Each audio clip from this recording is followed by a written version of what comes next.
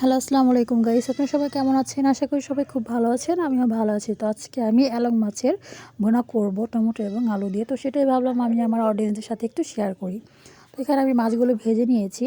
এখানে আমি পেঁয়াজ কুচি এবং কাঁচামরিচ এগুলো ভালো করে একটু ভাজা ভাজা করে নিব। দেন এখানে আমি একটু পরিমাণ মতো পানি দিয়ে দেবো। পানি দিয়ে স্বাদ মতো লবণ দিয়ে দেবো এবং হলুদের গুঁড়া দিয়ে দেবো। শুকনো মরিচের গুঁড়োটা আমি দিব না, কারণ আমি মরিচটা বেশি করে দিয়েছি, কাঁচামরিচ। তো এখানে মশলাটা আমি খুব ভালো করে এখন কষিয়ে নিয়েছি। তো এখানে আমি কতগুলো আলু কেটে রেখেছি সেগুলো দিয়ে দিলাম। দেন টমেটোগুলো এখানে দিয়ে দিব।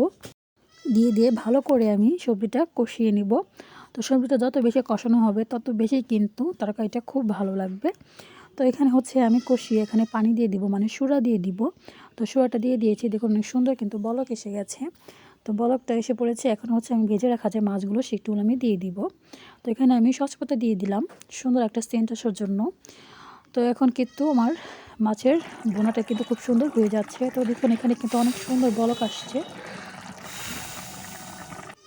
আলহামদুলিল্লাহ, আমার কিন্তু এলং মাছের ভুনাটা করা হয়ে গেছে টমেটো এবং আলু দিয়ে।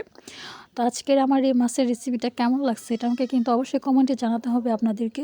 আর যারা এখন আমাকে সাবস্ক্রাইব করেন নাই, দ্রুত সাবস্ক্রাইব করে ফেলুন, যাতে আমার নতুন নতুন ভিডিওগুলো সবার আগে আপনাদেরকে দেখার সুযোগ করে দিতে পারি। তো সবাই ভালো থাকবেন, সুস্থ থাকবেন। আল্লাহ হাফেজ, আসসালামু আলাইকুম।